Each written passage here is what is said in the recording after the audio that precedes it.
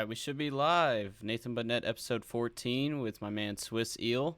First time I'm seeing his face, so actually looked a lot different than I expected. So What you think I looked like? I don't know, man. But I don't know. I I honestly actually like I expected like had you to look somebody closer like to my weeks ago age. tell me that I sounded like a smooth black man on my channel, and that's like the biggest compliment I've ever gotten in my life. So first question I actually got on here, man. Um, you said we were like when we were scheduling stuff. I didn't expect this, but you said you were actually on the East Coast, but yet your Twitter and everything is about the Spurs. So how are you a Spurs fan on the East Coast? I'm curious So about that. I was actually born and raised in Texas. I'm from Brownsville, Texas, very tip of Ah, okay. Texas. And I moved over to North Carolina in 2016. My whole extended family's from here and everything. So got a little displaced, but still rooting for the same guys. Oh, okay. I feel you. Yeah. Um, so do you want to like tell people about your channel real quick just before we get into like the hardcore stuff? Like I know it's mainly about like people like players that people are sleeping on or bust and like stuff like that. So Yeah, so I used to actually do purely Spurs content. With I did a lot with Clan the Spurs fan. We were on a collab channel together, and then I wanted to kind of branch out and do general NBA stuff. So I look at a lot of like second round, late first round pick guys that are coming up that not a lot of people talk about. I mean, last year it was all Cade Cunningham and mm-hmm. stuff like that, but there's a lot of really good players that just don't get mentioned. So, having worked for a college basketball program, like that does get to the guys. So it's nice to bring attention to it. And I actually just started a series talking about how the 2011-2012 season a decade ago changed everything for the NBA. So Yeah. that's going to be coming out. More of that scouting and prospecting coming out. So it's going to be a busy year. Nice. Yeah, definitely go check him out. His stuff will be in the description. It's also on screen in the bottom left here, Swiss Eel on YouTube. And my boy Ryan in the chat said he loves your Mandalorian sticker on your mic. So Dude, actually, I have to give a shout out to my girlfriend because I said I wanted a Mandalorian sticker, and she made this. Oh, And like, nice. I've got a ton. I don't know if I can. Oh, what happened? Oh, did he just disconnect? What the heck just happened? Your webcam went out. Oh, That there you was are. weird. Yeah, like sticker, Oh, okay. Green Day and so I can turn it again. your mic cut out now.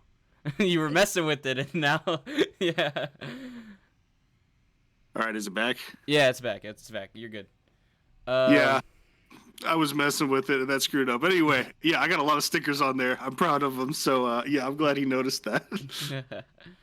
All right, so uh I got a lot of stuff on here, so I'm hoping we got time to get all of it. But um first thing, probably the most relevant right now.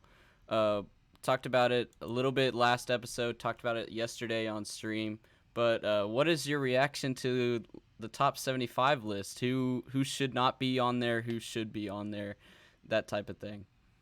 I mean, it's always tough with those lists because you don't really know the criteria. I Yeah. mean, when it's all said and done, I'm sure James Harden is going to be one of the best, most skilled players in NBA history. But like, if you go on accolades, he's got one MVP, and that's about it. Mm-hmm. I mean, obviously All Star selections, but um, and there's obviously from the Spurs fan side, there's a lot of talk about Tony and Manu not being on there. Mm-hmm. I was kind of shocked Dwight Howard didn't make it on there because, yeah, he's not great recently, but that guy was insane for like the Yeah. first 12 years of his career.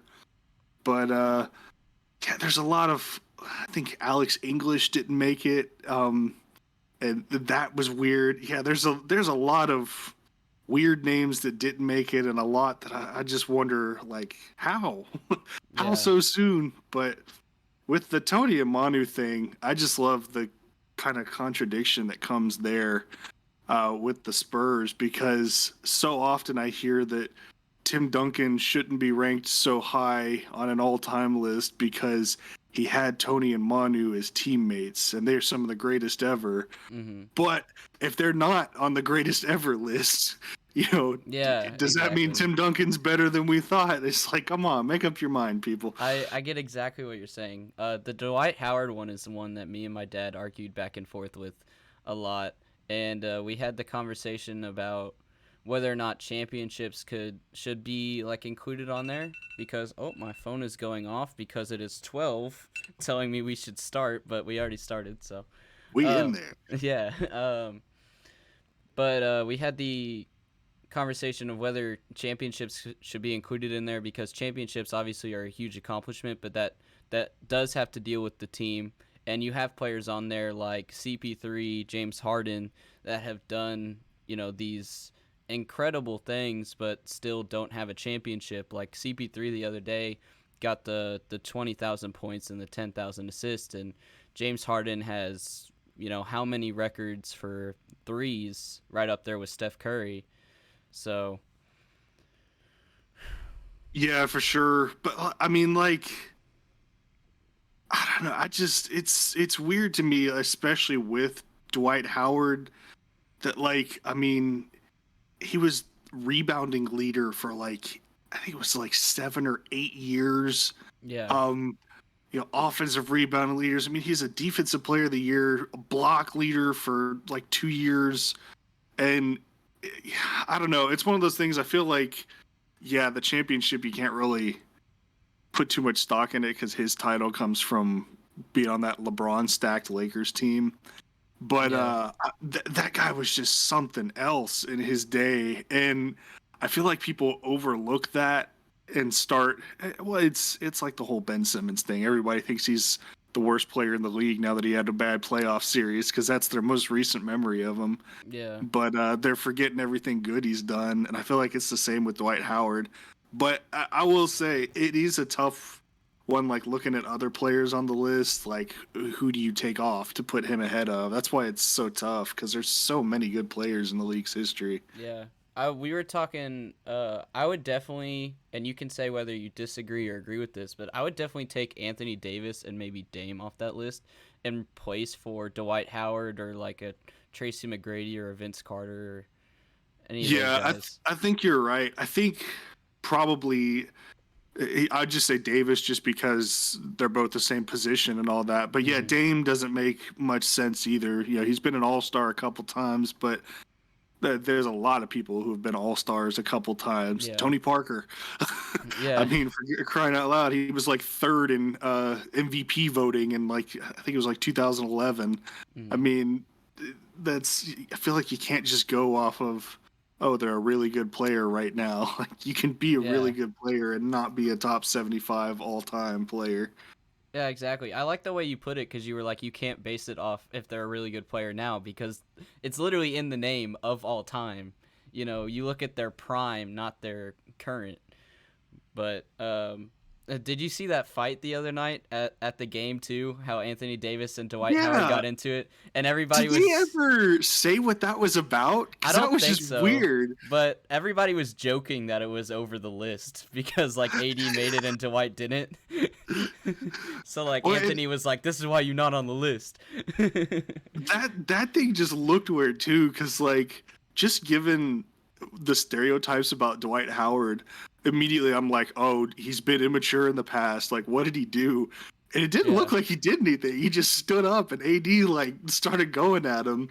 yeah. And I was like, I kind of enjoyed it though, because the Lakers like imploded in that game. Yes, And dude, that's it's something. Oh, I didn't mean to cut you off. I'm sorry. Go no, ahead. you're good, man. It's always nice when the Lakers implode. Yeah, man. It's just fun.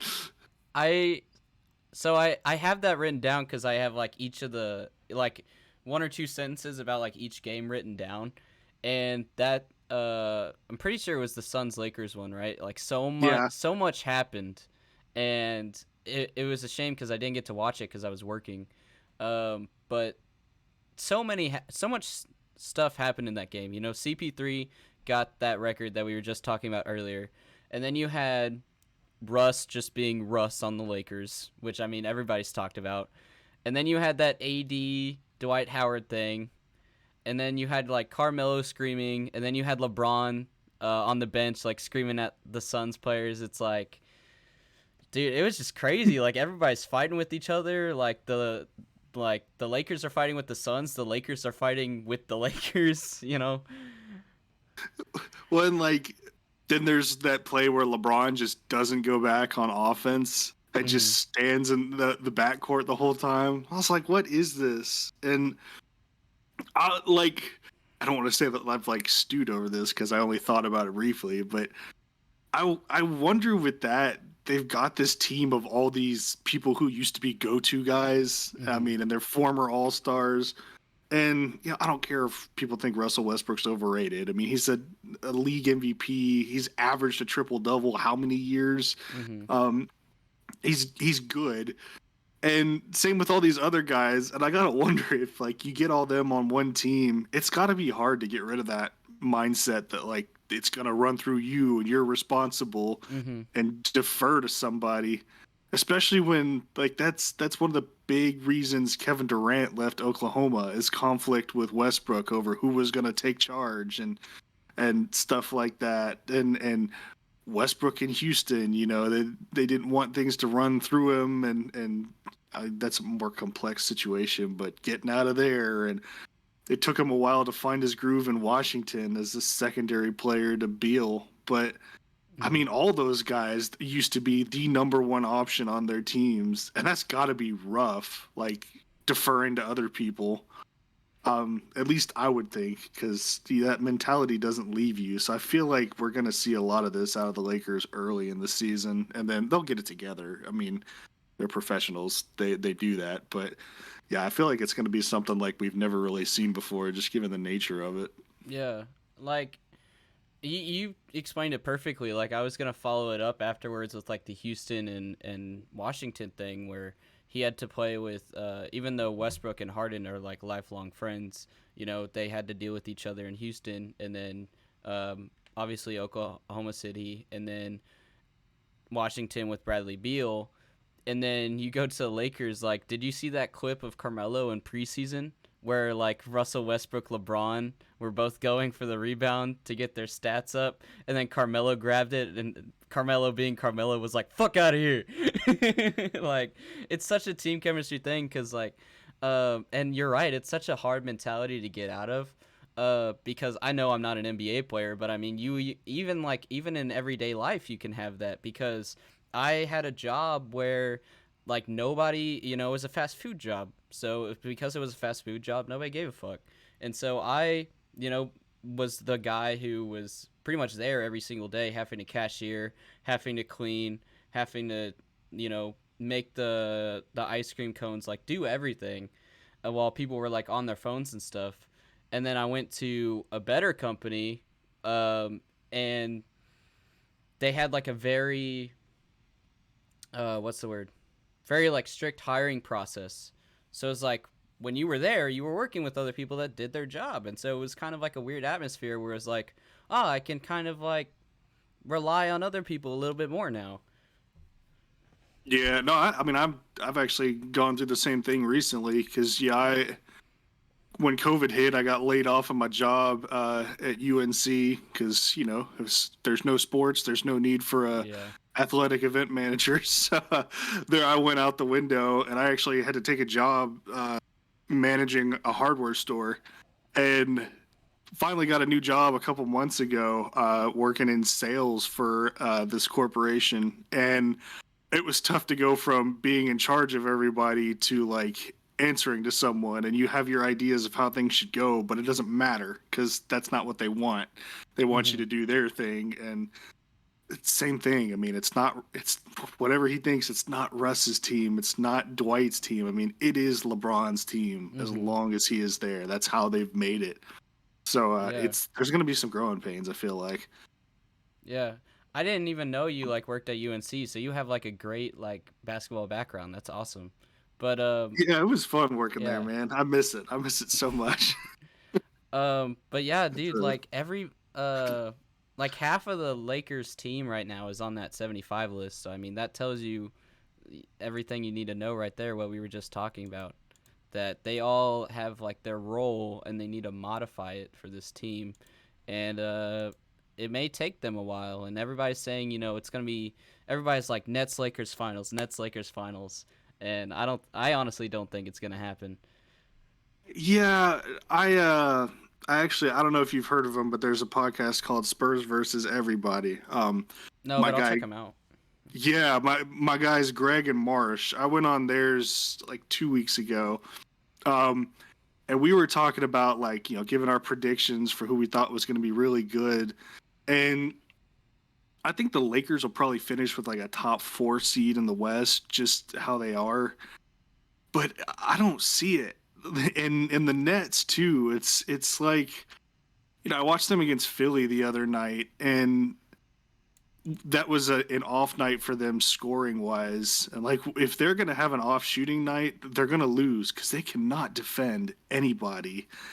And I feel like the playoffs come down to defense, and we saw that last year with the Bucks against the Nets. They just Hmm. started to lock them down. On top of that, they have this Kyrie distraction going on, and I don't know if I see it. I still think the Bucks are probably the favorite in the East, especially if Giannis starts hitting jump shots the way he has. If he Ah, keeps that dude, you up, pronounced it Giannis. Ah, people are gonna come after you for that. It's Giannis, man. Giannis, it takes a while to get used to, Yeah, but he if he starts hitting jump shots like he has been, it's over. yeah. I mean, you already, I think, and this is where I kind of get draw stuff for Ben Simmons, because it's like Shaq said about Giannis is like, um, everyone's like, he doesn't have a jumper. He's like, why does he need a jumper? He's already unstoppable. Like Yeah, it doesn't exactly. matter. And I'm like, God, if that guy adds a jump shot, like you already can't stop him. You just have to slow him down. Like there's no Yeah, way. exactly. Like, and shout out to Ryan. Ryan said in the comments, he's not much of a basketball guy, but he said, as much as I don't know much about basketball, this is the content that me, someone who doesn't know shit, would watch. I'm interested and don't feel like clicking away because I feel like there's such a base of understanding to where I can follow along. So I appreciate it, Ryan. Um, but yeah, dude, because there's so many clips of the Suns, like why they beat the Lakers. Everybody's saying like, oh, they beat the Lakers, and I'm not talking about like recently. I'm talking like last playoffs. Of why they beat the Lakers, and everybody's like, oh, injuries. But it's like, no, actually, look at the way they play. Their main Oh, focus was to stop LeBron, which they did, and then they tried to do that to Giannis as well, because they called it the LeBron wall, and so they're like, oh, what if we make a Giannis wall? Except that doesn't work, because like there's clips all over YouTube of Giannis dunking on like 4 people. It just yeah. doesn't work. I mean, yeah, I guess you could call Giannis just a battering ram, because Yeah. a wall doesn't work. You've got to have more finesse on defense with him. And like, Mhm. I'll give him, because I actually did watch the game last night. Jakob Pertl did a pretty decent job guarding Giannis last night, which Mhm. shocked me because I did not think he'd be able to keep up with him. And it was less about denying him opportunities and more about just forcing him into difficult situations where like he's running into teammates and stuff like that, and turning Mhm. him into more of a playmaker than a scorer. And even then he still dropped a ton of points.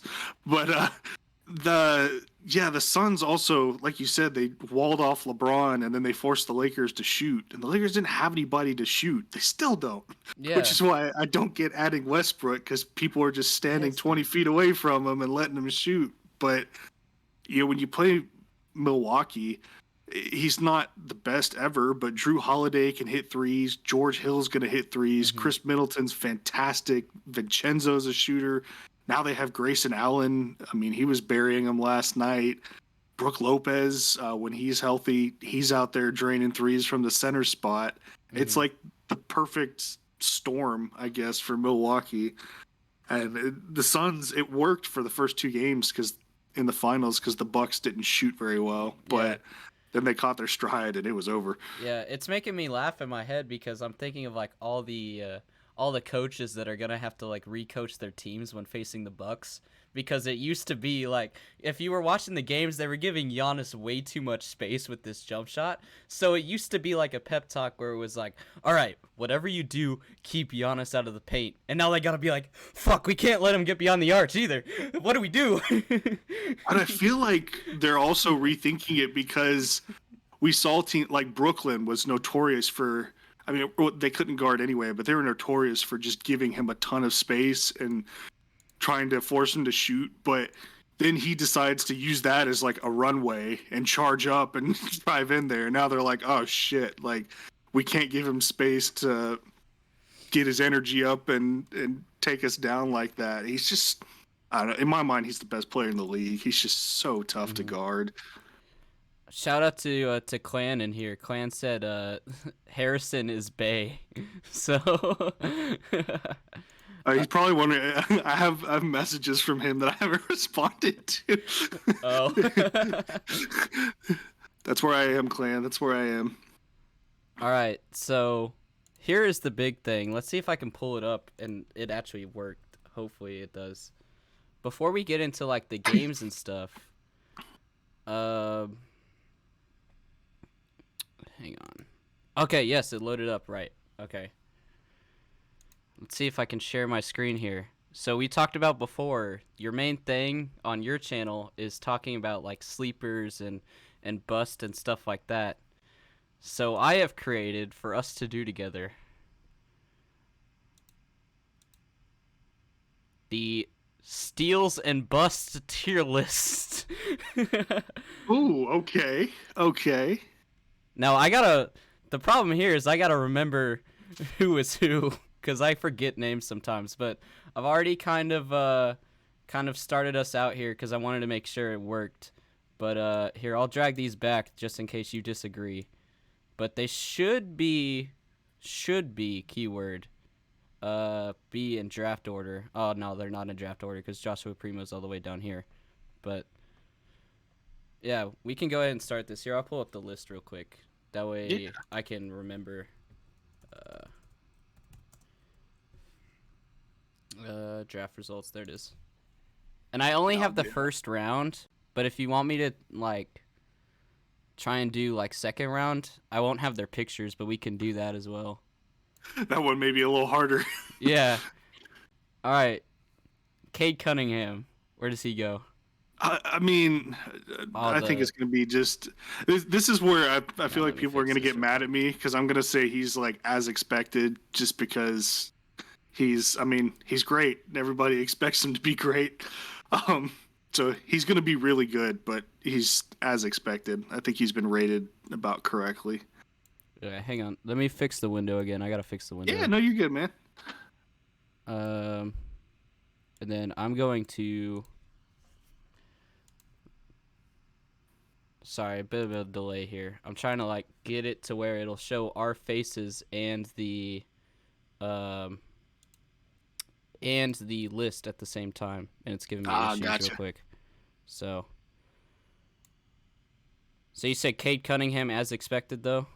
Yeah, I mean, people say he's the second coming. I don't know if he's the second coming, but he's going to be really good in this league, assuming he doesn't get hurt. Yeah. I definitely feel like Jalen Green is above him though. Like I feel like Jalen Green is going to win Rookie of the Year. What do you think about that? Yeah, I think given the situation he's put in, probably, just because still on the Pistons, Cade isn't going to be the number one option. I mean, he hasn't been through these couple first games, and he's also going to be kind of a pass-first player. And I think Jalen Green's going to get that opportunity to shine just as a pure scorer. And, there's going to be some games he takes over and some he doesn't. But, I think you're right. Although, I'll tell you, Evan Mobley has looked really damn good in Cleveland in his first 3 games. Yeah, that's something I was going to bring up is like, at first I was like, Evan Mobley's not performing. And then it was like, okay, now he's performing. You know what I mean? Yeah, I think he's averaging like 16, 9, and 3. And yeah, it's only 3 games. But I thought he might struggle a little bit just because he is kind of thin. Yeah. Um, doesn't look like it's bothering him though, so Yeah. I'm happy because he plays really cool style of basketball that I like. Um, you know what? I'll say Evan Mobley's a bit of a sleeper because Oh, all I right. I legitimately thought he could have been number one overall talent. Mhm. Um, but given the way the league goes, we like to talk about the guards and the small forwards. So All right. Are you able to see it by the way whenever I'm in Chrome or no? yeah, I can see it. I'm just trying Okay. to see the images a little bit better. They're a little small for me, but Okay. I'm I trying to mean, make sure it's like working and everything. So, if you want to just throw out the names with that are on there with the pictures, we can do it that way, and I think that'll go smoothly. yeah. So, next one is Scotty Barnes, which should be where's he at? Where's he at? Where's he at? It's like a game of like where's Waldo now cuz they're not in order. Well, you would think he'd be easy to find just because his body is like so different. Let's see. Is he further to the left there, next to the? Is that him? Hang on. That looks like I'm his just going to look arms. him up again because I'm sure I can find the picture I used and then just do it that I was gonna say way. that looks like his arms and like massive shoulders that he has. Yeah.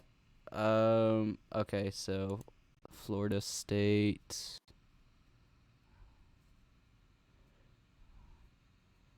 Let me see if I can find the picture I used. Bro, I wish it did it in order, and unfortunately it did not. So, Nah, that's uh, all right. I think that is him right there. is this him right here? Uh, yeah, that's it. Raptors? Yeah, Yeah. that's it. I should have recognized the number. Yeah, I was looking for Florida State originally, and then I saw the Raptors jersey. So, all right.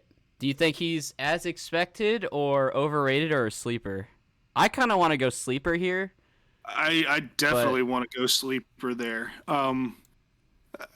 I got into lots of arguments with Spurs fans, and again, I'm sorry to all the other NBA fans. I just come at this from a Spurs perspective. mhm. Um, but they thought he was going to drop to 12, and I was like, there is no way. I thought he was top three talent level worthy just because of his potential.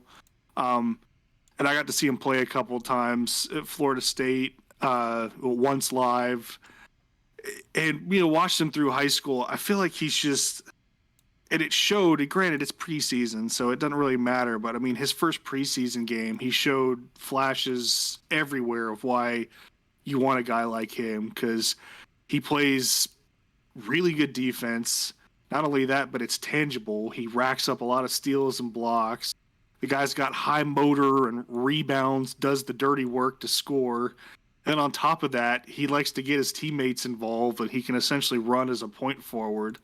So I mean, the guy can do just about everything consistently except maybe shoot the three. So if he works on that, you've got another star in the making. So I Mhm. think a little bit underrated for him. Yeah, the big thing for me is that like it seemed like he was already playing at like he's a rookie, and it seemed like even though he's the fourth pick, he's already playing at like NBA level. Like he's averaging, I don't know the exact numbers, but like I saw like the last game, and he was going crazy. Like he dropped like 17 points, and yeah. What's crazy to me though is like we have like Cade Cunningham here. I just wanted to bring up he's the number one pick and the Pistons haven't played him at all. So Yeah, I kind of wonder if he's hurt or something. Because yeah. that is a little weird to start the season, or if they feel like he's not ready quite yet physically. Um, that's that's a trend lately. Is these guys are coming into the league younger and younger, and their bodies are not developed, and they're getting hurt. I mean, you look Yeah. at Zion, Ben Simmons, Blake Griffin, even going back to 2008, um, and or excuse me, 2009, and it's you got to wonder if it's healthy for some of these guys to come in here and compete against these grown men. Mhm. So I don't have a problem with them taking it easy and easing them in, but yeah, it is kind of weird that they would not trade that pick for anybody, and now they won't play him. So hopefully we Yeah. get to see him soon. I know there was like a preseason thing that like he got injured, or like he was like out for like one game in preseason, but I'm pretty sure like immediately after he came. Oh, excuse me. I'm pretty sure immediately after he came back, so I don't know what the deal is.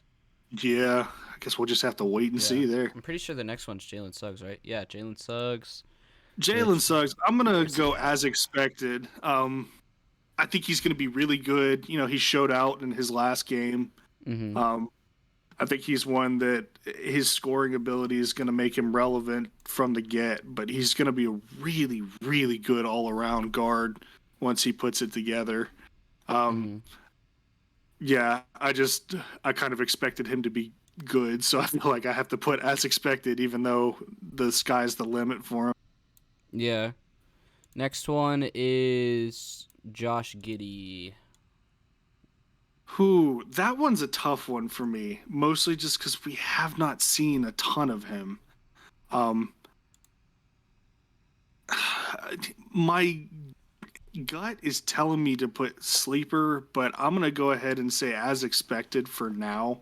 Mm-hmm. Um, just because there's a lot of question marks on his game. I'll be honest, I didn't expect Oklahoma City to take him that high, but Yeah. knowing their scouting department, like, I mean, if they see something there to take him at 6, I trust that there's something good there. So hoping he pans Yeah. out. Yeah. I also think that like, I don't know. Maybe this is like a dumb thing to say, but I feel like the Thunder aren't really that concerned with who they take in this draft because they're more concerned with like their future as well. Because I mean, you look at they made a big deal about it on draft night. They got like what, like 20 picks in like 8 years or something like that. Yeah. So I mean, even if they get a bust this year, it's like, oh well, they still got 20 more chances. You know? Yeah, that's where like a lot of people are like, "Oh, Sam Presti's the best GM in the league." I'm like, "Look, I want to see what he does with these picks before Mm-hmm. we pass that judgment because he could draft all busts and then it's just not worth it at all." He turns OKC into the Kings where they pass up on everybody. Have you seen those memes where it's like everybody the Kings have missed out on? Like they missed out on Giannis, they missed out on Luka, they missed out on like Curry, Kawhi, like everybody. The poor Kings, man. Yeah. Like I've actually met like one or two Kings fans, and they were like the nicest people in the Hmm. world. And I actually asked one of them, I was like, "Dude, how do you do it?" And he's like, "It's hard, man." I I made was like, "Okay." Yeah. I made a meme video like after the draft where it was like a compilation of like a bunch of like draft memes that I made, and I did the moist critical scream where he's like, "Yeah, baby," when they finally like draft a good player. All right. Oh, I love that screen. All right. Anyways, on here we got Jonathan Kuminga, who I think is this guy right here. I'm pretty sure. Let me just double check real quick. Um.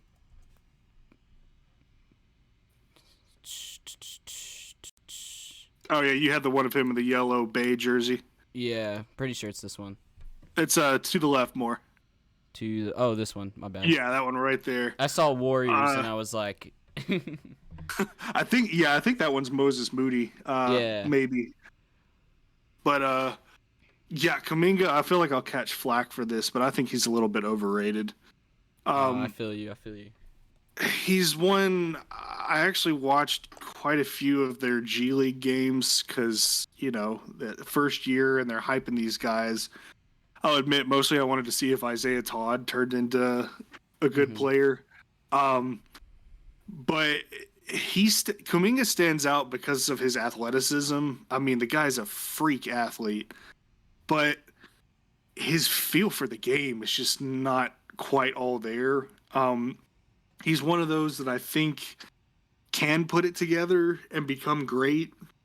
But right now, people are talking like, I think I heard someone say, I'm actually making a video on this. I hate when people do this. They're like, "Oh, he's the next Kawhi Leonard." I'm like, well, we've heard that about like 17 to 20 guys in Yeah. the last 5 years. And Yeah. even though I have qualms with him with being a San Antonio fan, there's nobody like Kawhi Leonard. The only person I've seen that looks like he can play like Kawhi Leonard is Patrick Williams. And even then, I'm not sure Mhm. that I buy that. But I think if he can get a consistent 3-point shot, work on his feel for the game, and cut down on his turnovers and just his stupid mistakes out there, he can turn into a good player. And he's on the right team to do that because having Steph Curry, Clay, and Draymond all next to you is going to do wonders for your ability to develop. But there's a lot he's got to work on to get to a point where he's really affecting the Mhm. NBA. So right now, didn't necessarily see him as like a top 10 pick. I read some scouting reports from actual NBA scouts that said they wouldn't take him in the first round, which I think Mhm. is too much of an over exaggeration. But there are a lot of people high and a lot of people low on him, and I'm kind of in the middle. Yeah. Nino said something in the chat that I was laughing at, but I can't repeat it. He said, What was it? The bucket? "Yeah." He said I my knew favorite it. player, Jonathan Bucket Kaminga. uh, It's just like you knew that was going to come up at some point once he got drafted. I yeah. wonder how he feels about that nickname because it's going around.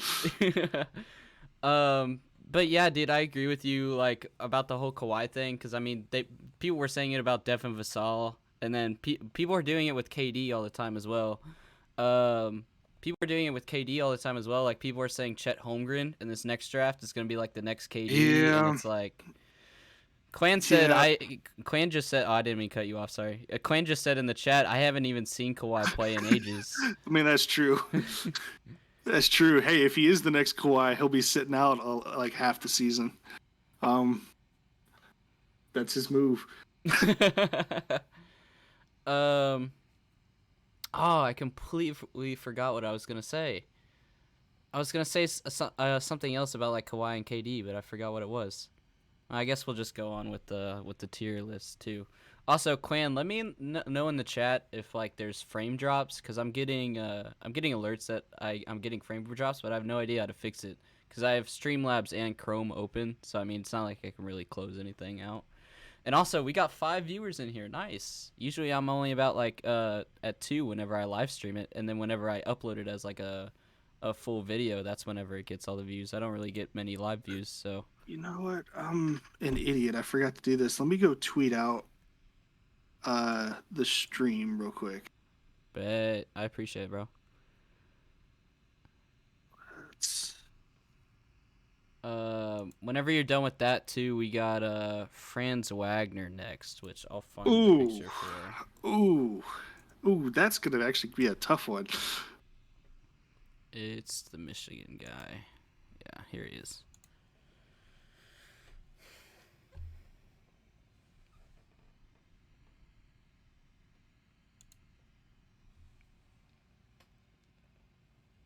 Come on, you stupid.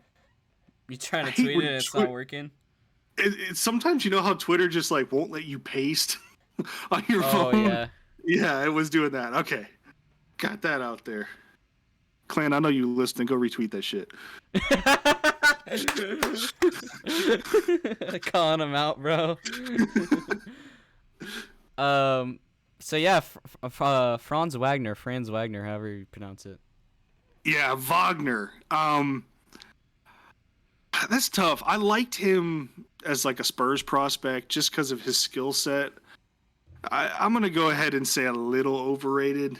Um, he can do a lot, but I think the Thunder more took him because of needs they had at Mm, the top of that board and wanting to get some more spot up shooting and handling at the forward spot now that Jonathan Isaac isn't really going to play. Um, I'll be honest, I don't know if he will, just given his vaccination status and all that mm, stuff, in addition to his injury. But I think he's going to be a decent player. I just don't think he's going to be the star caliber player that a lot of people say he's yeah. going to be. Yeah, I think I've read a lot of stuff saying, "Oh yeah, he can take over games," and he's just not going to do that. Hmm. I don't think. I think he's going to be a really solid secondary or tertiary option. Yeah, I feel like they're definitely gonna use Jalen Suggs way more because I was watching Jalen Suggs and I know like some people I've heard both sides of this, which is just the nature of being an NBA commentator, but I've heard a lot of people say this is a bad comparison. A lot of people say this is a good comparison. I feel like Jalen Suggs plays a lot like Drew Holiday, and uh, because he does a lot defensively, like Drew Holiday. Like I mean, one of the biggest plays of that final season was Drew Holiday stealing an alley oop to Giannis, and Hmm. he was doing this like the same exact stuff in summer league. Getting steals and you know. So I feel like they're gonna use Jalen Suggs way more than Wagner here. I'll give another comparison for Suggs. Is I think you're right. He moves a lot like Drew Holiday. It reminds me a little bit of Brandon Roy back in the day Mm-hmm. too. Just with like his mid-range game and his moves there. So he's I mean, we already talked about it, but I love Jalen Suggs. He's going to be an interesting player. Okay, who do we got next? We got the one we were just talking about, Davian Mitchell. Okay, I'll catch flack for this too, but Yeah, that's a steal, I think. for Um, sure, bro. Here, I gotta find his picture again. But oh, yo, I just saw Cody in the chat. What's up, Cody? Baylor. Oh yeah, that's right. He's the Baylor player. Cause I Yeah. live near Baylor. Sorry. Yeah, Oh, okay. Nice, nice. Yeah, there he is. Davion's one of those guys. I feel like because he has such a high motor, people overlook how much skill he has too. Mhm. Um, and everyone's wondering what the Kings are doing, taking guards. Everyone's wondering what the Spurs are doing, taking guards. But I don't necessarily think that it's a bad thing to have too many guards in this Mhm. modern day NBA. I mean, you look Yeah. at most teams, they only have like one or two centers or one or two big men total. Mhm. It's all Unless you're combo unless you're the positions. Cavs. Yeah, the Cavs, they were like, look, this is going out of style. It's on us to bring it back. Yeah. The Knicks a couple of years ago too. Um. Yeah. Like with the guard thing. Again, like I made a meme video after the draft. You know the famous Patrick Wallet meme. Yeah. I made one like that where it was the Spurs and then the Spurs GMs, and it was like we already have 7 or 8 guards, and he's like yep, and he's like we need more big men to win the rebound battle. Yep. Weren't our best franchise years when we had a big man like Tim Duncan? Yep. So draft another guard. That makes sense to me. So draft a guard. Or I mean, so draft a big man. You mean draft another guard? And then like Rayman gets all crazy, but I mean that guard turned out to be Primo, and now Primo is going crazy. So I mean, you just gotta like hold your expectations to like whenever they play. Well, and like so is Mitchell. Not Mitchell. I was gonna say so is uh well yeah Davion Mitchell. I mean, did you see him lock up Donovan Mitchell the other night? I mean, that Mm-hmm. intensity won't be there all year because he's gonna get tired. But like the guy's no joke, man. And Yeah. then I actually because I don't know why, but it was like all Sacramento Kings summer league games on NBA TV, at least for me. And I would like flip through to try and catch a couple games as just background noise while I worked. Mm-hmm. Um, and it was always the Kings. And like one thing I noticed is, man, the Kings summer league team was garbage, and he like had them winning games left and right with like multiple 20 and 10 nights and just locking up everybody on the opposing side. He was all over the court and stuff, and I feel like just obviously Sacramento is not it right now, but they've got a solid foundation, and they took Halliburton, who turned out to be a major success. I think Mitchell's going to be a success. Um, Mm-hmm. I mean, hell, I will dub them what Phoenix used to be called when they had Bledsoe, Thomas, and I think was it Brandon Knight there when they called them the Point Guardians of the Galaxy. I loved that. I I just want to see how many announcers mess up the names because they're so similar, especially when the Kings and they're playing each other. I just want to Dude, like, I thought I messed it up. I said Mitchell, and I was like, "Oh crap!" It's because I was going to talk about how he locked up Donovan Mitchell. I was like, "Wait, his name is Mitchell. I yeah, got it right." exactly. They're so similar, like their first name and last name. Like you can't even say D Mitchell because it's And you know. and he wore 45 at Baylor. Like, come on. Yeah. I feel like it. I honestly like want to know if like maybe he's doing it on purpose at some point. You know what I mean? Yeah, it is kind of uncanny that they're like built the same too, and they play kind of a similar style. I'm like, come on, y'all are related. Just admit Yeah. it. So Nino said, uh, quick question as a Spurs fan, do y'all still feel burned by Kawhi? And he said, not gonna lie, I root against any team he's on now. And then Cody said Kawhi quit on the classiest organization in sports. I mean, I don't like what Kawhi did, but I don't know if it's that I. It's not that I want him to do well. It's just that I don't care anymore. Yeah. You know, I don't even. I rarely watch games outside of the Spurs anymore, and even then, a lot of times I'll watch the first few to start the season, and then as the season goes on, it's just a grind to watch these NBA games. Defense isn't very prevalent, even in the top defensive teams. This year the Spurs are going to make a lot of mistakes, so I'll usually take a little break and then come back to it in the playoffs when teams are ready to play their best basketball. So haven't really watched him, haven't really cared. Yeah. I feel like If he that's the does well, he same. does well. If not, who cares? I feel like it's the same thing with me. Like, uh, as I got like more into basketball the last couple years, I tried to like push my bias aside, especially as I'm becoming more into like the, uh, like analyst slash commentator, thing on YouTube, which we're doing now. Um, you have to push aside your bias and just recognize when a player is really good. Like I used to hate LeBron like so much, but whenever like LeBron goes off, I'm like, yeah, LeBron went off. And that's like the same thing with Kawhi. Like Kawhi won a championship in Toronto, and even if you don't like Kawhi, like you gotta admit, you know, he made history there. He brought the first like the first non-U.S.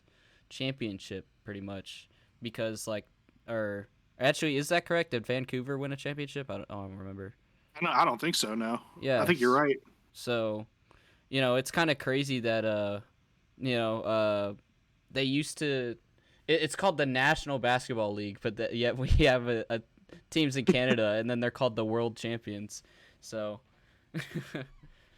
um, Nino said, "That's not how I am. I don't watch basketball outside the Spurs. It's so many games, kind of like baseball." Yeah, I feel you. Like it's hard. It's hard. Like I've been working the last couple of days, and as I've been getting more into this YouTube thing, I've been trying to keep up with all the games so I could talk about it. But it's like, dude, sometimes there's 4 or 5 games going on at a time, and it's like, yeah. I mean, it really is it's a full time job to keep up with the whole league, and that's Mhm. why they hire people to do it at Mhm.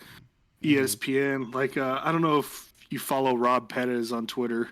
Um, he I follows don't like think so. everybody, but he's like an ESPN NBA guy, and he tweets a lot of funny stuff, and he hosts like Twitter sessions. Like whenever a team like sucks really bad or gets eliminated from the playoffs, he's like, so and so fans, this is a safe space. Let it all out. Just lets Yeah. people vent in his comments. But Yeah. I mean, that's all he does. Is he talked about it, he's like he has a notepad and he has games on all the time. And if there's Mhm. games on at the same time, he has to pick one that he's going to talk about, and that's Yeah. it. Like it's literally a job. Yeah, I was watching Kenny for real, and he's not like hired by ESPN or anything, I don't think, but he like has like almost 500,000 subs on YouTube, and he was talking about how on like not opening night because opening night was only 2 games, but the day after opening night, he's like I had my TV divided up into 6 sections, and yeah, so. By the way, we got 8 viewers in here. Nice. Be sure if you're watching and you enjoy us talking, be sure to subscribe if you haven't already, or follow on Twitch if you're watching on Twitch. Just wanted to throw that out there. Who we got next? We got Zaire Williams, who went to the Grizzlies. So let me get Okay. his picture.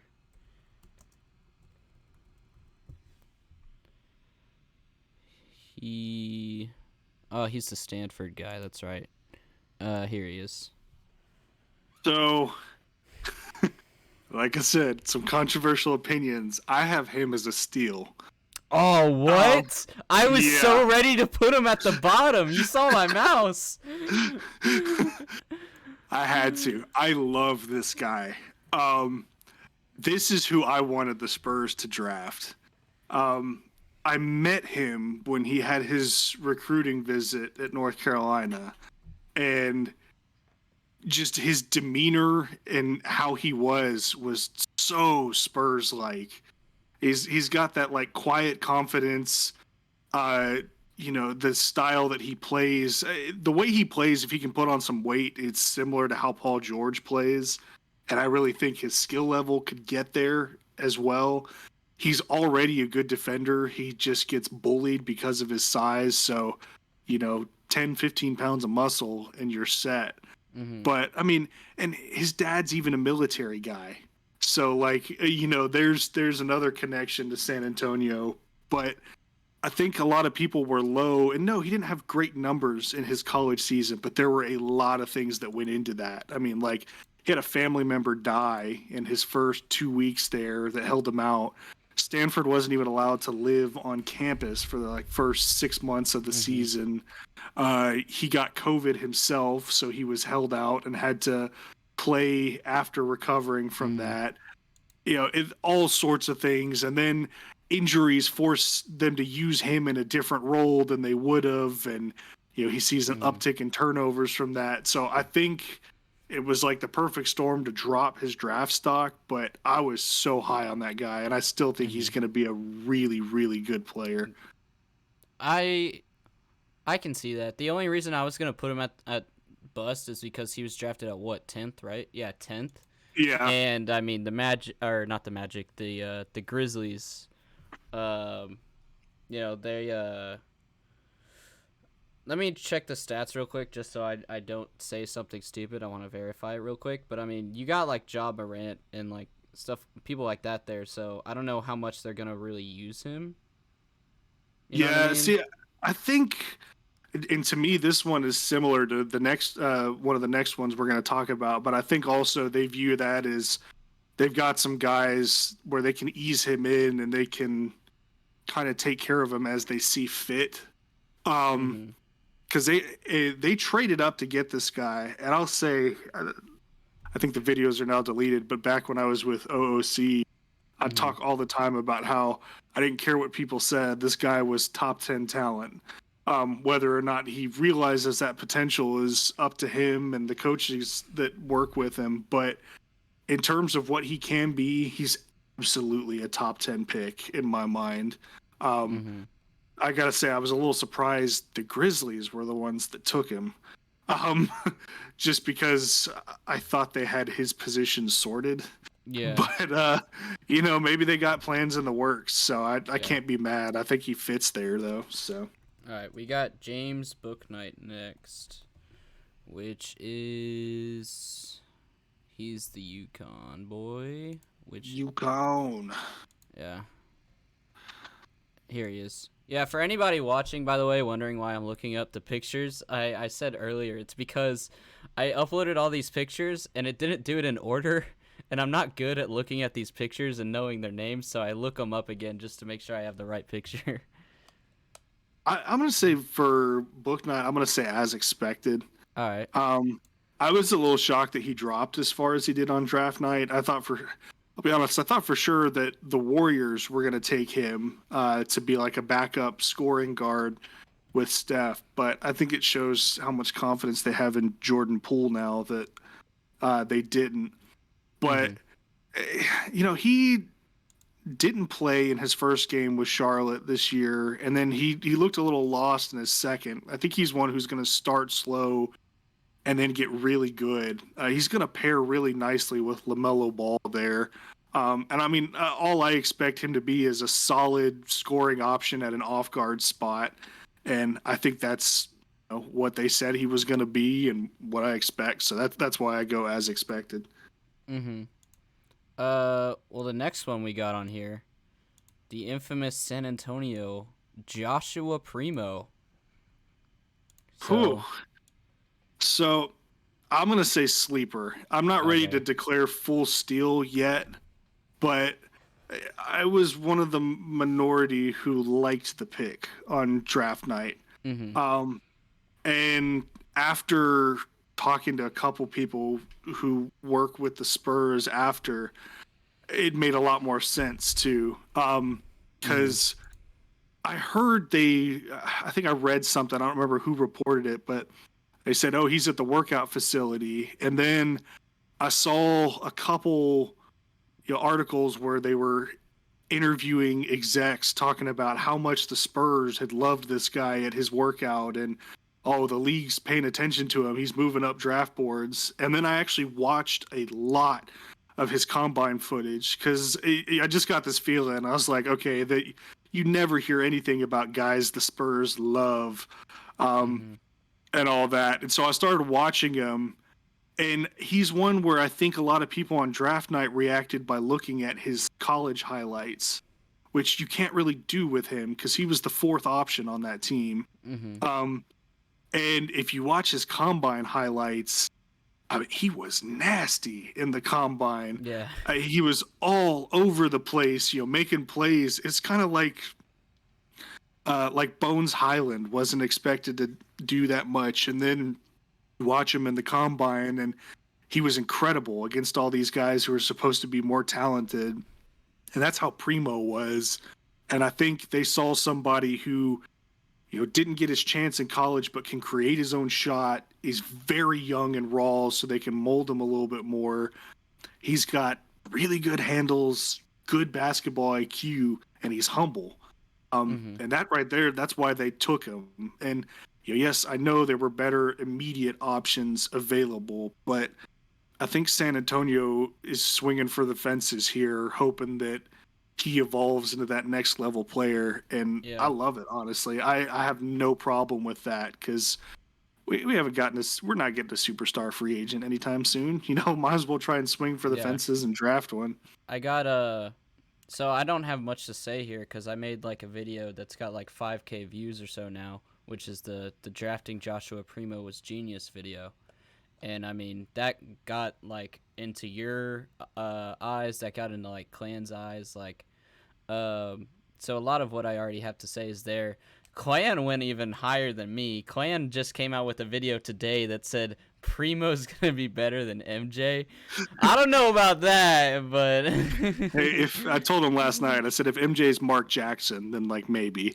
Um, but yeah, the humble thing I want to point on because like the humble thing, they're gonna have to. I think they might have to try and keep with him. And the only reason I say that is because there's so many people whenever he does get minutes in the NBA in the AT&T Center that are chanting his name, and it's very easy to let that go to your head. yep. And I don't see Primo as being that kind of guy because he seems like a very good kid, but at the same time, it can happen. So Yeah, no, you're absolutely right, man. They're gonna work on him in all facets of the game, mental, physical, all of it. I think he's gonna be a really good player. My hot take is he's 18. I think he's gonna grow 3 inches and be a forward. mm-hmm. Um, I kind of point forward because he's already what 6'6". I Yeah. mean, easily looking at his wingspan and all that, I think he could easily be 6'9" in the next few years. Clan said, "Bro, watch the video." Yeah, dude. Clan was saying like he'll grow like into like 6'9" and be like a forward or something. So, Yeah, yeah. Clan said Clan, it's a Clan and I joke. talk about Clan and I talk about him all the time. I always give this comparison because I don't mean he's going to be the kind of player. But I said Hmm. Durant just because the way he plays in terms of his style reminds me of Durant. I mean, his step back is the same as Durant's. He's got like the similar motion on his crossover. He uses similar tactics on his first step as Durant. So that's why I compare him to Durant. Is his game reminds me of how Hmm. Durant plays. It's not meant to be like an indictment on what kind of a player he's going to become because we don't know that yet. So Yeah. hopefully, but Next one we got on here is Chris Duarte. It kind of cut off his head here, but um, I'm going to say just because of public opinion, sleeper for me, it's as expected. I really liked this pick for Indiana. hmm. Um, Duarte's a smart guy, and he's another that once teams started working him out, they started realizing how good he is. And we're actually talking after the draft, and I was getting flack for saying that because people in Indiana hated this pick for some reason.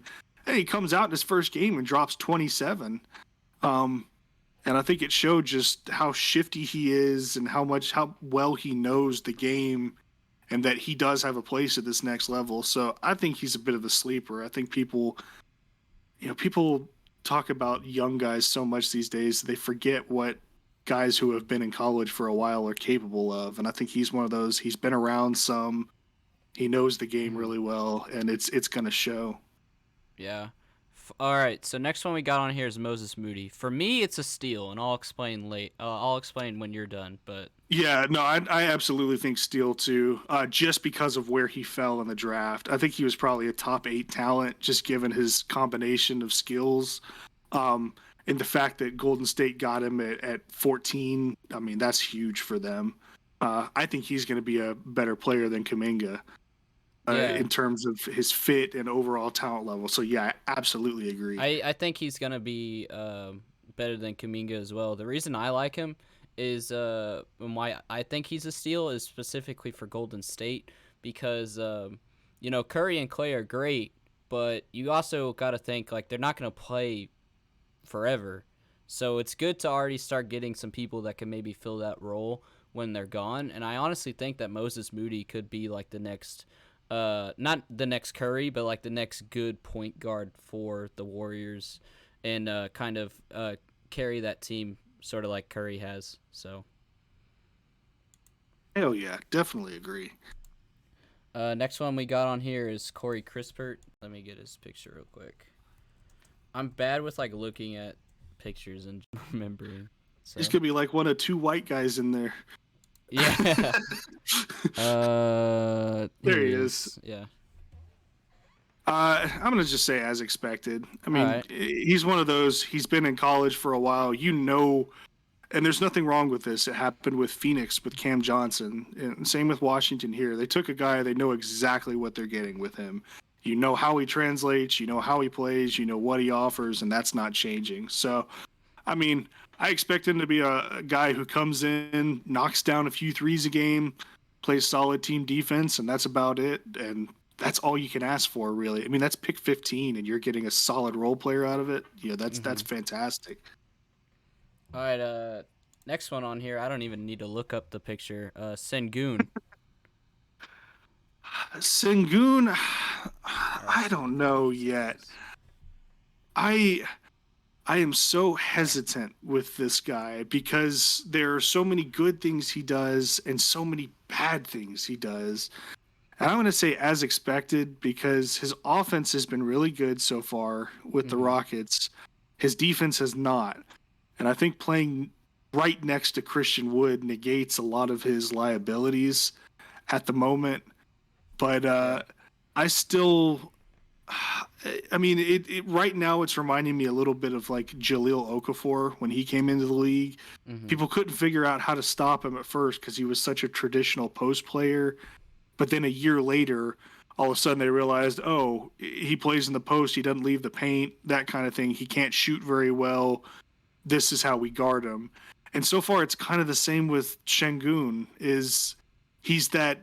I mean, he would have been the number one pick if this were 20 years ago. Mm-hmm. He's still a phenomenal talent, but He can't shoot very well. He's not a very good interior defender. He's not very quick laterally. Um, his playmaking needs some work. Yeah. Yes, he can pass out of the post, but he doesn't always make the best pass. So I'm not giving up on him and saying I'll tell you right now, I'm not going to say any of these guys are a bust because I haven't seen enough of them to know. But Yeah. he's just one that I think if he had gone top 8, like everyone was saying, I would have said overrated. But Yeah. pick 16, I think that's a solid place Yeah. for him. I agree with you. The like everything that you said, and as well as like this list has to deal with public opinion, and I feel like it's sort of like there's about half the people are saying like sleeping on him, saying he's like really bad, and he's better than they think, and then there's the other half of people that are overrating him, saying like he's so good, and he's worse. He's like not as hype as they're making him. So I feel like those two coming together, overrated and underrated, it evens out to. Yeah. Yeah, Um, for sure. and then next one we got on here, Trey Murphy. I'm gonna look up Ooh, his picture. I really liked Trey Murphy. Not just because we have the same last name, but um, Yeah. I got to watch him. I've seen him play live. Fantastic defensive player, good size for his spot too. I think he's like 6'10". Mm-hmm. I'm gonna say sleeper. I think he's somewhere between sleeper and as expected, but I guess he's closer on the spectrum to sleeper. Um, he had a really good game the other night. And I think he's never going to be a star, but he's going to be one of these typical 3-and-D athletic guys who comes in and takes the league by surprise when people didn't think he was going to be anything. And Virginia has a knack for hiding good skill sets. I mean, we were Yeah. shocked at what DeAndre Hunter could do when he got into the league because Tony Bennett loves his defense and hates his scoring basketball. I mean, Virginia's fine if they average like 40 points a game total. Um, so seeing guys get in here and really have the freedom to score with that defensive knowledge, I think he's going to turn out better than expected. Yeah. Next one we got on here, Trey Mann. As we go down the list, like I have like, as we go down the list, like I have less and less knowledge of like these guys, so I'm just kind of letting you flow, man. Yeah, no, man, I'll take it. Trey Mann, I'm struggling because I don't necessarily think he's overrated, but I don't want to keep saying, "Oh, I expect all these guys to do this," because I don't really know. Mm-hmm. I'll say I think you put in the right spot, closer to as expected. Mm-hmm. I mean, he's one of these guys. If I were to liken him to a former player, it'd be like Devin Harris, maybe. Mm-hmm. Yeah, he's a really quick player, does a really good job of getting separation. He's got short arms, though, if you look at him, and he's traditionally struggled against length when he attacks the rim. So, just improving that, knowing how you translate to the league. He's already looked decent. I think it's the Thunder that took him, right? Yeah, I can check real quick. Yeah, Thunder. Yeah, because I've watched a couple of obviously they're highlights, so you can't delve into it, but he's had some pretty decent plays and he's getting some time, so I think he'll turn out to be decent for pick whatever we're on, 18, around there, and especially just with the draft that there really aren't many guards compared to the year prior. I think he's a solid guard pickup there. Yeah. All right, next one we got on here. I'm putting my answer, Kai Jones. Oh, we have different opinions of Kai Jones. Oh, really? I think he's overrated. Yeah. Really? Okay. Yeah, he's one of the most polarizing players in this draft. And the reason being, I think a lot of people, one, really wanted us to take him because he went to Texas. And Yeah. people have that connection in Texas with the Spurs. But the thing about Kai Jones is you've got to watch his full games because his highlights are amazing. Mm-hmm. Um, and when he puts it together, good God, he's incredible. But also in those games, he makes some of the dumbest mistakes you can make Mm-hmm. at the collegiate level. And he really is one of those players. He's either making a spectacular play or making one of the most boneheaded plays you've ever seen. And there's really no in between.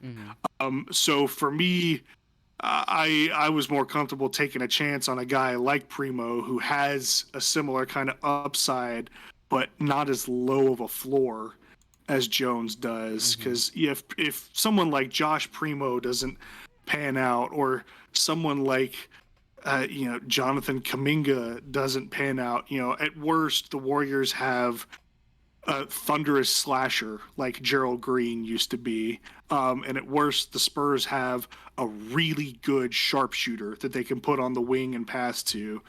But if Kai Jones doesn't pan out, you're looking at Charlotte having another like Noah Vonleh in there running around, not affecting the game so much. Yeah. So that's the reason I wasn't so high on him. But there are a lot of people who I really value their opinions who were all in on him. So I Yeah. don't. I I don't was think there's really any right answer here. He could prove me wrong, and I would love it if he did. I was putting him at sleeper or steal just because I feel like he should have been drafted maybe a little bit higher. And again, I That's know it's true. like a big stigma. I know like the big stigma was like the Spurs should have gotten him for like a big man, but he went to the Hornets, and I think he's a good fit for the Hornets because even though you got like Miles Bridges, you have somebody there now that can help out LaMelo as long as he stops making some silly mistakes like you talked about. There are some things that he could work on, but you could end up having a dynamic duo there, and or maybe it could go the other way. It could turn out into a Luka Porzingis sort of situation where they don't Yeah, play well together. So we'll just have to see. So I think I kind of evened out our placements and put them as expected. that's fair. No, and you're right. I didn't expect him to drop as far as he did. Um, to me, that was validation that, like, hey, the GMs felt the same way about him. But Mm-hmm. I don't want to say that because I'm not a GM. I'm Yeah. not that good. But yeah, clearly there were some worries there. I hope he pans out. He seems like a good kid. All right. Next one we got is Jalen Johnson. Jalen Johnson. Um, I'll be honest. I'm gonna say as expected. I know All right. I'm killing the as expected game, No, I mean and that's it's why kind it's of a there. cop out. He's one I think is really talented, and just because of what happened with leaving his high school and then leaving his college, people kind of forget Mm-hmm. what he's capable of. I did think it was a little weird that Atlanta took him and then re-signed John Collins. Mm-hmm. Because I think in the end they may end up being kind of similar players. Um, but he's a guy that I think if we'd had more footage and more ability to see, could have gone top 15. So I don't have a problem with that pick there. And there are a lot of people that wanted San Antonio to take him at pick 12, and I wouldn't have been mad with that. Mm-hmm. Um. Next one we got Kean Johnson. Trying to Ooh, find his picture. Oh, there it is. uh, no, he's a little further down. That's Jaden Springer, I think. Wait, really? Um, Where? yeah, Oh, here he's he is. Yeah, yeah my bad. 45. To me, I'm going Steele with All him. right. Um, actually, my girlfriend's family are big Tennessee fans, so I actually Mm-hmm. watched quite a few of his games. Um, that kid's already got basketball IQ. He's young, so of course he makes some mistakes, but I mean, solid handler, solid shooter, good defender, and then you throw that in with he gets in the combine and like breaks the record for the vertical and tests super well in all the physicals. Um, I think he's just got a really solid career ahead of him, and I thought top 15 was a given with him. So mostly the steal Mm-hmm. is based on where he fell to, and I think he's absolutely a steal at that pick. All right. Next one we got is Isaiah Jackson. I'm trying to find his picture. Is this him right here? I can't tell. That's Dayron Sharp. Yeah, I was gonna say I'm looking for like a blue jersey. Yeah, I I don't know. Here, I'll just add another picture of him. It's whatever. That works. That works. But where would you put him though? Since I'm getting his picture. Um. Oh, that's tough. Come on, computer load. There we go. I'm pulling up his college numbers really quick because if I remember correctly, he was okay. He just didn't impress me much. And yeah, Kentucky runs through their guards and stuff like that. I think the impressive thing was defensively, he had a knack for blocks and all that. I mean, most of his game at Kentucky was dunks, putbacks, and fast break layups. So I'm hesitant to like say he's going to be amazing just on that. I'd like to see a little bit more skill set from him. But the thing is, for his size, he's pretty agile. He's pretty quick. So people are hoping that like he develops some promise as a shooter and becomes this amazing player. I don't know that I believe he's going to do that. He's also just a little thin and stuff like that. You know what? Just for the sake of it, I'm going to say a little overrated. I feel like a lot of people tried to make the case for him going top 12 and say like, oh, if you say Kai Jones has potential, this guy has potential. Well, I think Kai Jones has light years more potential than this guy, and he fell to pick 20. So I couldn't get his picture in here, but you said overrated. So now we're on Usman Garuba. He's tough. I'm going to say as expected for him. Again, there's another guy that fell in this draft. I mean, he's a really good defensive player, not great at putting the ball in the basket. And I think we're seeing a trend here is teams are really valuing guys who can do a bit of everything and bring a lot to a team rather than just sticking to one skill or one position, which is a testament to how it's evolved over the years. I agree. We got Josh Christopher next. Josh Christopher like went off at the beginning of the season at Arizona State, and everyone was talking like he was going to be like this huge lottery pick, and then drops to here. I'm going to say sleeper. I really liked this pick. I think he's in Houston, right? Yeah, let me check. He went to the Rockets. So yeah, I mean they've got their starting 1 and 2 guards. I think he's going to be a really solid backup point. His build and all and skill set reminds me a little bit of Nick Young, obviously without the cockiness. He seems like a hard worker. I think he's going to have a pretty good career in Houston. All right. Next one we got is Quentin Grimes, which I don't remember what he looks like. He's the one in the Houston jersey. Not Rockets, but this one. Cougars on there. Yeah. If memory serves correct, he was at Kansas before he transferred to Houston. But, I mean, he's also a little bit older than most guys. He's like a big combo guard with, like, good handles, nice quickness. Not really a great defender. Not a lot of intensity there. And he, at least from when I watched him, all he does is like stand there and swipe at the ball. He doesn't actually move his feet. He's got to get better at shooting and all that. Got to get better defending. I think as expected. I mean, this is pick 23. It's at this point, you're about where you need to be. Yeah, at this point, you're just kind of like grabbing the last little, what you can. All right. Nashawn Highland. All right, Bones Highland, man. Here's a guy who I'm going to say sleeper because they expected this guy to go second round, and then he came out and just set the combine on fire. And I think the hope is, he's long and spindly. They're hoping he turns into like a Shea type player or Alonzo type player, just given his physique.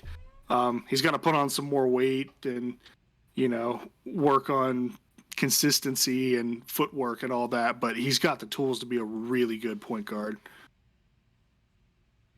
Yeah. Next one we got on here is Cameron Thomas. Oh, I got two in a row. I'm going sleeper on that one All too. right. Um, he's one of the best scorers I've ever seen as a freshman. Just in terms of his like IQ, ability to know when to shoot and to put the ball in the basket when he shoots. He's got like a really nice stroke. He reminds me a lot of like Joe Johnson, which is funny since the Nets took him. But yeah, at that low in the draft, I think that's a really good pick for Brooklyn. Yeah. I mean, the Nets have the Nets are known now for having good rotations because, a main thing that was talked about was injuries for the Nets last year. And so now you look at their roster and it's like, okay, they can do rotations anywhere they need to pretty much.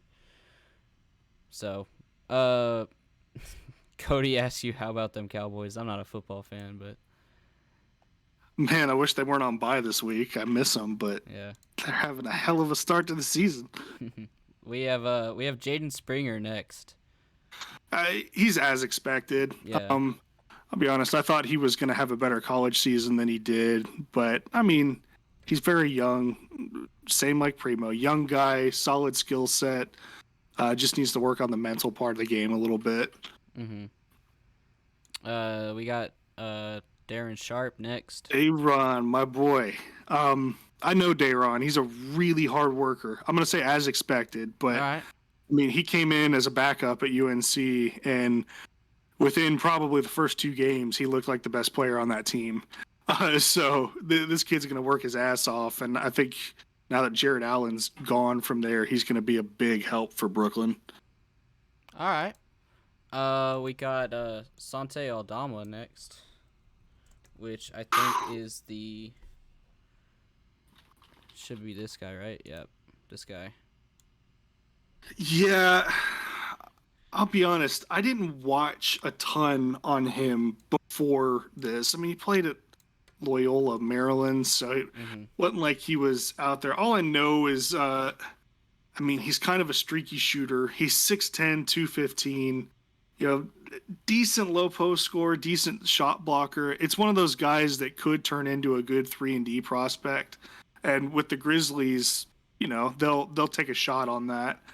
I mean, this late, pick 30, why not? You know, and in fact, I think this used to be the Jazz's pick, and they traded it to him or something like that. Yeah. So you know, you can't blame him for taking a shot on someone at pick 30. It's not like it's going to be a huge difference maker there. Yeah, and then as a joke here, since we have at least one person in this bottom tier, I put Luka. We can put that there. I'll tell you, Luka I'm almost Samanic, by the way, not Doncic for audio listeners.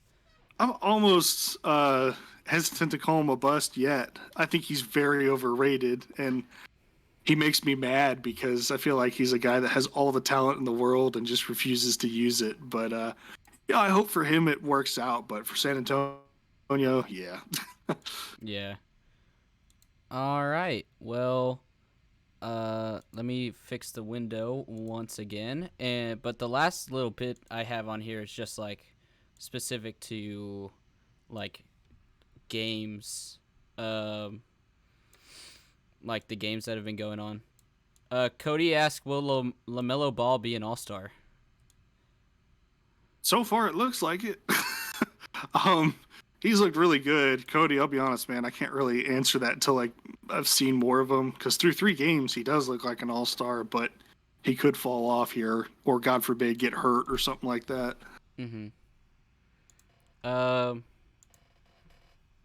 So yeah, we already talked about Bucks Nets a little bit because we talked about Giannis and his jumper. Patty Mills was draining threes that night. Which is disappointing as both a Bucks and a Spurs fan. So, but something I noticed is that even with the foul baiting rules, Thanasis was still guarding Harden with his hands behind his back. Yeah, I think there's still going to be some PTSD there. Yeah. But I mean, we saw they wouldn't call that stuff in preseason though, so hopefully we see some more physical defense soon. Mm-hmm. Um, the Jazz, I've been watching. The Jazz players know their roles, which is something I wanted to talk about. Each of the players knows what they need to do on that team. You know, the big guys are getting their rebounds, the smaller guys are getting their steals. They're doing exactly what they're supposed to do at their position. So, Yeah, I mean they're a well coached team. I think they're going to be top three in the West again. Inherently just because of their defense, and then they've got some good scorers. They've got a solid squad over there in Utah. So you're right. I think they're going to be pretty good. 76ers, the big thing is 76ers don't need Simmons. Simmons hasn't played, and, they're still doing fine.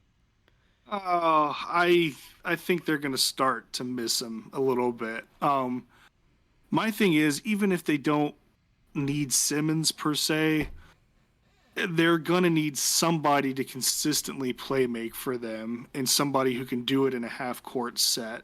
Mm-hmm. Which I'm not even sure Simmons is a great half court creator. He's more of a transition guy, but they just need to trade the guy. I'm going to say this. I'm not on either side. I think both sides have done some wrong. But this idea that after you've trashed him and he's trashed you, that you want him to just show up and play the happy little good boy, and so you can get something better back for him, that's fucked up, man. Like, Yeah. just there's a reason the Spurs didn't force Kawhi to come to training camp, and it's because of what's happening with Simmons and Philly right now. He's not playing. His contract's still on the books. Trade him and get a guy who can come in and help you right now and get Mm-hmm. rid of him, because at some point it will become a distraction more so than it already is. Mm-hmm. On the opposite end of the Jazz knowing their role, I feel like the Cavs are doing the opposite. Like, because they're all big guys, they're not sure who's supposed to do what. Because, I mean, they have all big guys, yet they're losing the rebound battles every night. And they have, Markkinen at 3. And And see, the problem is all their bigs are like, with the exception of Allen, they're all like perimeter oriented. I mean, yeah. Mobley's one of those guys who plays more like a small forward. Markkinen always just sits out on the perimeter. And I guess they're counting on their guards to get some rebounds, but Sexton's hurt, and Garland isn't going to be a big rebounder. Okoro is more of your defenders. I'm like, what are you doing, Cleveland? Yeah. I would have kept Larry Nance Jr. if I were them. Uh, Wizards Raptors. I'm just gonna say it's a low scoring game. There were a lot of rebounds, but a lot of turnovers there. And Kuzma is actually doing pretty well in Washington. Like the other night, he scored like 20 points or something like that. Or I don't He had remember. like 33 last night or something like that. Yeah. Someone pointed out the Lakers are 0-7 without him. Yo, yeah. I think that was actually him that pointed it out. Like they were saying like he said something like y'all are lost without me or something like that. But it's like, Yeah, I'm here come for on, it. Kuzma. It's not because of you. I'm here for it though. He got a lot of flack because I mean he was really good, and then LeBron came in and like relegated him to a role he didn't need to be in. So I'm happy he's getting a chance to like show what he can do, because he's a good player. hmm Celtics Knicks. This was like the huge game. Double overtime. Jaylen Brown got a career high. Julius Randle and Fournier, going off. Jalen shot from the logo. But from what I saw, the Knicks were very tired after this game. And so then that transitions to how would they do in the playoffs, because it's kind of the same sort of energy. If you're going to the playoffs and you're playing like that every night, you're going to be tired, and then it's going to be about who has the most energy at the end of the day, and you're going to get knocked out of the playoffs. Yeah, there's just no consistent help for Randall quite yet, and I'm hoping Mm-hmm. something happens and Fournier hits a stride, and all that, or Kemba hits a fountain of youth and hits a stride scoring wise, just to take the pressure off of him. Because right now, if you shut down Randall, you shut down the Knicks. Yeah. Um, Bulls Pistons. We talked about that a little bit. Cunningham hasn't been playing. Hayes sucked that game. But the Bulls. I mean, the Bulls are playoff contenders again. It looks like. Bulls look good, man. Yeah, the Bulls are scary now. They have Kobe White, and I'm trying to think who else is out with injury, and they're still killing these teams. like, all right, props to you, DeMar. Go get Mm-hmm. yours. Um, Mavs Hawks. This one I just wanted to touch on because nobody was making their shots, and all the starters for the Mavs were negative in the plus minus. So I mean, they just had Yeah, a really bad off night. It seemed like. which is weird because nobody was playing defense either. Yeah. So it was a really bad off night. Warriors Clippers, very close game. The Warriors had a bunch of rebounds over the Clippers, and then Steph Curry just being Steph Curry. He had a perfect quarter and everything. So that's really all I had for that game. Yeah, it's just kind of crazy that I watched Steph hit like from half court for his like 13th point of the game, Hmm. and it just doesn't even phase me anymore. I'm just kind of numb to it because he's Yeah, so good. dude, I don't think people realize like how drastically it's gonna change when Clay comes back. Oh, Yeah, excuse me. the Warriors are going to be Yeah. really, really good Yeah, again. I think there's a lot of people that are underrating Clay and overrating Clay because he hasn't played in a while. I think that they're going to be crazy when Clay comes back, but I think he's still going to struggle having not played for a little while. And I've said this on like the past 3 episodes since the season started, and I'm going to keep making this prediction until I'm proven wrong. I think it's going to be Bucks Warriors finals, Giannis versus Curry, and then they're going to struggle with Clay not having had a playoff experience in a while, and the Bucks are going to go back to back against Curry. That is You my know, bold prediction. I didn't say whether or not who I thought would win, but that was actually what I had said over on Spurs versus everybody. I was like, I think it's going to be Bucks Warriors. Like once the Warriors get their playoff mode activated, they're Yeah. going to kill teams. Um, Trying to think of what else I got on here. Raptors Celtics. The Celtics, they just had a double overtime game, so they really didn't do anything against the Raptors. It seemed like they had very low scoring from every single one of their players. So Yeah, the Celtics are a weird team, man. When they're good, they're really good, but when they're bad, they're really bad. yeah. They got to figure out consistency, and they got to get Brown and Tatum to figure out how to pull them out of that hole when they need it. Spurs Nuggets as well as the Spurs Bucks game. I feel like the Spurs, you're a Spurs fan. The Spurs are, even though they're losing, they're getting very close games and sort of like within 10 points of these big market teams. So Yeah, I feel like that's going to be the story of the season. I'm one of the few people who I don't think the Spurs are going to be very good. I think mhm. we're going to lose a lot of games. I think they're going to be in a lot of close games. And that's all I can ask this season. We're not going to win a title. We're probably not going to Yeah, make the playoffs. I just want to see improvement. And, yeah, yeah, we committed 20 turnovers, but we forced 21. Our defense is there yeah. and got to work on the other end. Yeah, I talked about it on like some other podcasts, like the SSPN. SSPN was saying like, "Oh yeah, we're gonna be in the playoffs again," and I was like, "Nah, man, I think we're gonna be like 10 or 11 again." You know? Yeah, my bet was 12. Oh, really? You think we'll Yeah, drop? I just given how last season went, our guys started off the season strong and then we flamed out halfway through. Um, you remember that game against the Jazz where we lost by like 40 and guys were Hmm. just gassed out there and having to take on these bigger roles, be on the court more and all of that. It's going to take a toll at some point. And we don't have DeMar DeRozan to lean on when that happens. So I think inevitably they're going to hit a wall and it's going to be tough. But, they're going to have to learn how to play through that because it happens every season to everybody. So hopefully they figure it out. Yeah.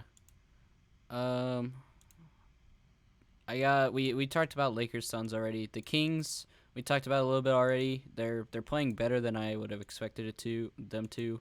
The Heat. Are the Heat a dark horse? Is Tyler Hero proving what he set out to say he would do? Um, I don't know if I'll say that yet. That guy's kind of like, I don't know, maybe not as consistent as Lonnie Walker is for San Antonio, but he's so hit or miss. One game he'll drop 30, and the next he disappears. he's Chris Middleton in the Bucks playoffs. Yeah, pretty much. But I mean, like, everyone wants to go back to the bubble. The bubble was such an anomaly. I mean, Yeah, T.J. Warren looked like a freaking world beater in the bubble, for God's sake. yeah, So I don't put much stock into that. But yeah, I still just, until I see more consistency, I just don't believe that Tyler Hero is as great as people say. I think he's going to be a solid role player, but I don't see him as like a tertiary option to Jimmy. Um, I think Kyle Lowry is going to be a better option with Jimmy, and he's way older and at the twilight of his career. So yeah. Mavs Raptors getting to the end here. The Luka Porzingis fit is still a struggle, it seems like, and Scotty Barnes, we talked about earlier, already putting in some veteran numbers. It looks like as a rookie. So, this guy is going to be good, man. I love that guy. um, Portland Trailblazers, C.J. McCollum is stepping up. It seems like, uh, playing like he can actually play off Dame, and which people said for a while he couldn't, but now he looks like he's back. So Yeah, I still think if there's a trade with Portland, it involves him and not hmm Lillard. yeah, I don't think Portland trades Lillard. Everybody's speculating. I just don't see it. yeah. Last one on here. Grizzlies Clippers. The Grizzlies did great. Paul George dropped 40, and they lost. So everybody's saying that Paul George isn't that great, but I've seen some videos circulating. I don't think that it's that Paul George is bad. I think that it's the Clippers aren't Clippers great are for bad. him without Kawhi. Yeah, Paul George is a great player. I mean, Hmm. yes, he's had some struggles in the playoffs, but that guy's easily a top 25 player in the league. People just forget. And playing next to Kawhi Leonard hasn't helped any there. But I mean, we're going to see him put up numbers this season. I think the Clippers will make the playoffs. I just don't think they'll be a very high seed. So, he'll get Yeah. back to superstar status by the end of the year, and then Kawhi Leonard will come back and we'll all say he sucks again. I have no doubt about it. Hmm. Last thing I got on here. What do you think about Zion? Currently, everybody's making jokes about him, getting chubby, but Man, and I've said this since college. He's got to take better care of himself. I say this as an overweight man. I've got to take better care of myself too. But putting that much strain on your legs and your body when you weigh that much, it's going to take a toll on your body. And on top of that, if he gains that much weight after just a couple of months of not being able to do full activity, something's wrong with the eating habits there, and all that. And he's one of those guys who I don't believe will be as effective as everyone says just because of his inability to stay on the court. hmm Um, at least from my view, last year when San Antonio played them, which is one of the few times I watched the Pelicans, they just ran the ball up and down the court, and within about 12 plays, he was gassed and couldn't get up and down the court running. yeah. Um, Hey guys, so for some reason the VOD cut off like the last 5 minutes whenever I downloaded it. But basically, all we said at the very end was go check out SwishEel. His stuff is in the description again. Just wanted to say that. Go check him out. He's really awesome. And also, I just pointed out that on Twitter and TikTok and also on YouTube, I made a video telling you guys to give me your hottest NBA takes because I want to make a video on that. So that should be a lot of the next episode of the podcast. And these episodes are available Spotify, Apple Podcasts, Google Podcasts, wherever you get your podcasts. So definitely go listen there if you want the audio version. And, follow me on Twitter, subscribe to the channel, share the episode if you enjoyed it, all that good stuff. And I will see you all in the next one. Peace. Nathan Burnett, episode 14.